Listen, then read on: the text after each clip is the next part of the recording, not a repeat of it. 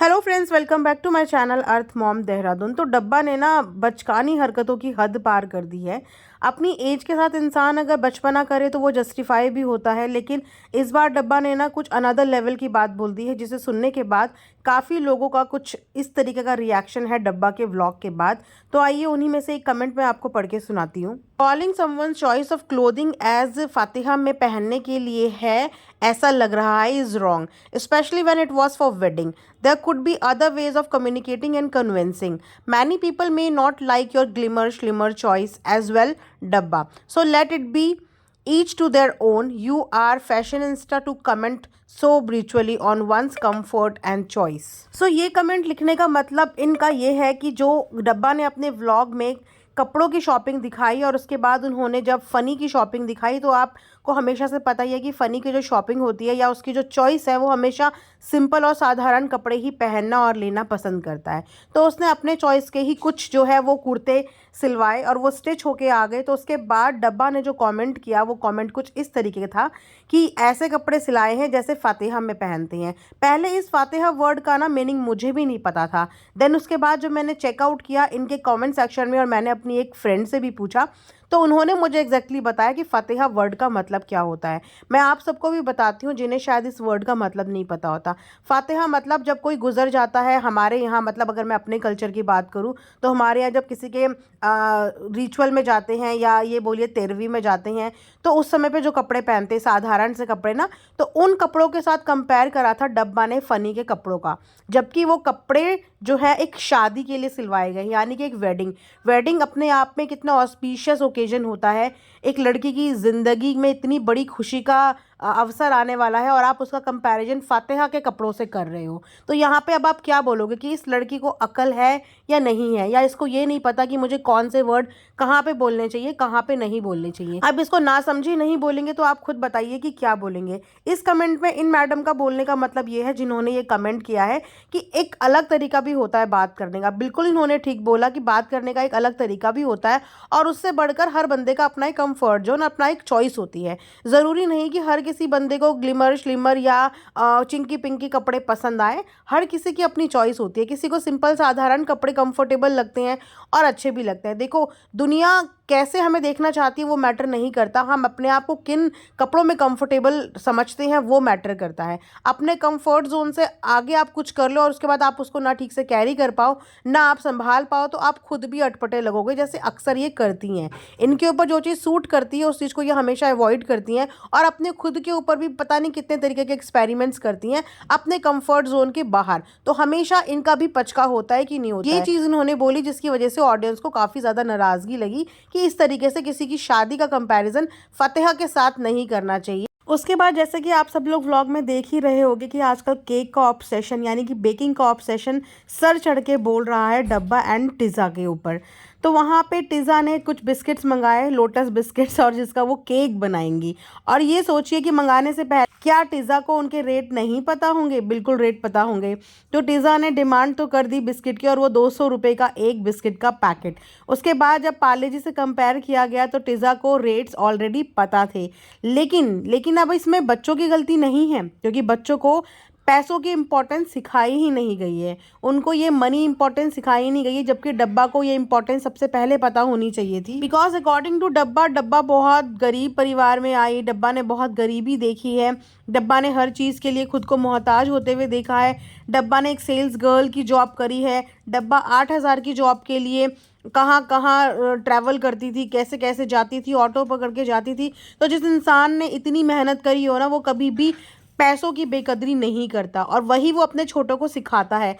बच्चों को घर पे लाने का मतलब नहीं होता कि आपने उनके ऊपर खर्चा कर दिया, आपने उनको पढ़ा दिया तो यहीं पे आपकी जिम्मेदारी ख़त्म हो गई। उन बच्चों को आपको पैसों की इंपॉर्टेंस सिखानी पड़ेगी, मेहनत की इंपॉर्टेंस सिखानी पड़ेगी। लेकिन उसके नाम पे अब ये सोचिए कि सिर्फ बेकिंग करने के लिए 200 रुपये का एक पैकेट, एंड आई थिंक 4 से 5 पैकेट इन्होंने मंगाए, वो भी बेकिंग के लिए।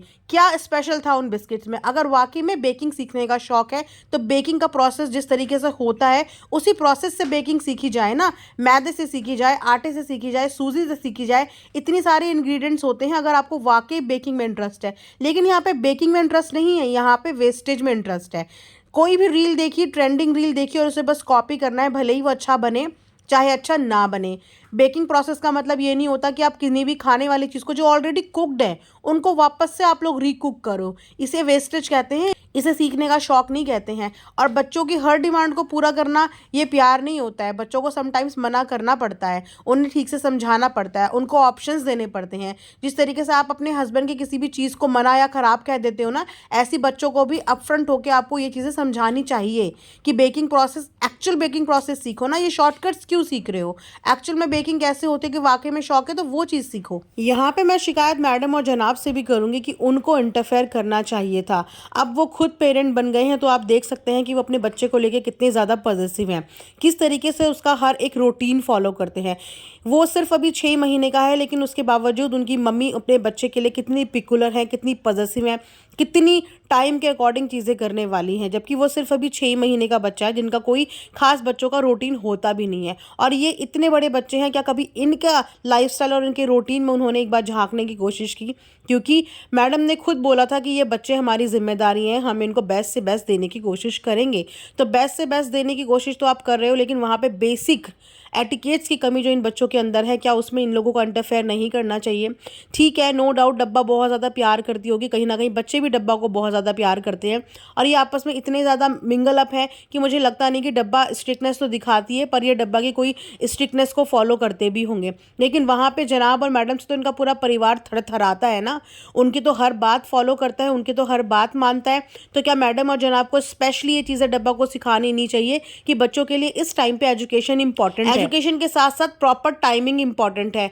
सोने की स्लीप साइकिल इन बच्चों की कुछ नहीं है, कोई रूटीन कुछ नहीं है, खाने की कोई टाइमिंग कुछ नहीं है, किसी भी चीज़ का कोई रूटीन नहीं है। क्या ये सब चीज़ें मैडम और जनाब को सिखानी नहीं चाहिए? क्योंकि मैडम और जनाब भी अपनी जिम्मेदारी पे उन बच्चों को यहाँ पे लेके आए थे और अब खुद भी वो पेरेंट है और इस जिम्मेदारी को उनकी वाइफ जो है वो बखूबी निभाती है। वो अपने बेटे की छोटी से छोटी चीज़ को बिल्कुल प्रॉपर तरीके से करती है, किस समय उसे स्नैक देना है, किस समय उसको कौन सी मील देनी है, हर चीज़ का उन्होंने रूटीन बनाया। और इसी रूटीन के चलते वो शायद कहीं ना कहीं अपने ऊपर ध्यान नहीं देती है, लेकिन अपने बच्चे के ऊपर पूरा फुल फोकस है उनका।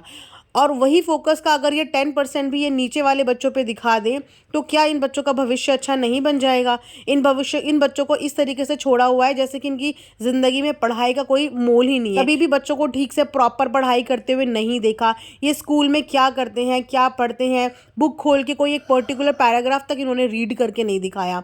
कैसे ये रीडिंग करते हैं, कैसे ये प्रॉब्लम सॉल्व करते हैं, कुछ भी नहीं पता। बस ये पता है कि ये बच्चे रात के 2 बजे भी जगे हुए मिलते हैं और ये बच्चे सुबह भी जगे हुए मिलते हैं। तो इस तरीके का जो घर में रूटीन चल रहा है ना, वो रूटीन इन बच्चों के लिए आगे इनके भविष्य के लिए ठीक नहीं है। जिस एज में अब ये बच्चे हैं, इस समय तक तो बच्चों के एम्बिशंस बन चुके होते हैं, उन्हें पता हो चुका होता है कि हमें फर्दर क्या करना है, हमारा किस चीज़ में इंटरेस्ट है और अब हमें क्या करना है। लेकिन इन बच्चों का कोई एम नज़र नहीं आता। चलो ठीक है, अगर टीज़ा को स्टडीज़ में ज़्यादा इंटरेस्ट नहीं है, हर बच्चे को हर चीज़ में इंटरेस्ट नहीं होता, बेकिंग में इंटरेस्ट है तो उनको बेकिंग की बहुत अच्छे से आप क्लासेस दिलवा सकते हो। बेकिंग में भी बहुत फ्यूचर है, बहुत सारे लोग बेकिंग करते हैं, बेकिंग से अपना खुद का काम शुरू करते हैं, तो आप वो भी एक प्रॉपर तरीके से सिखा सकते हो, वेस्ट करने से नहीं।